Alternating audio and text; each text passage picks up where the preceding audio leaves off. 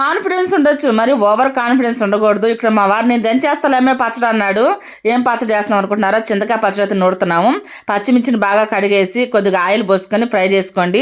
Fry చేసుకుని పచ్చిమిర్చి పక్కన పెట్టేసి టమోటాలు కూడా వేసుకొని దాంట్లో కొద్దిగా చింత తొక్కు ఉంటుంది కదా, పాత చింతకాయ తొక్కు ఉంటుంది కదా, అది కూడా వేసేసి ఫ్రై చేసుకోండి. దీంట్లో ఉప్పు వేయబడలేదు, ఎందుకంటే చింతకాయ తొక్కులో ఉప్పు ఉంటుంది కాబట్టి. బాగా కడిగి ఆరిన రోట్లో ఒకదాని తర్వాత ఒకటి వేసుకోవచ్చు కదా. కాదు, ఓవర్ కాన్ఫిడెన్స్ అంటే ఇదే కదా.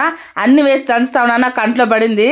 ఇక్కడ పాపం మా వారు వచ్చేసి కొద్దిగా అంత కళ్ళుప్పు నోట్లో వేసి, అంటే కారం కానీ కళ్ళలో పడితే కళ్ళుప్పు నోట్లో వేసుకుంటే కారం తగ్గిద్దంట. కొంచెం అయితే మా వారు దంచారు, ఇంక లేవయ్యా నేను దంచుకుంటానని.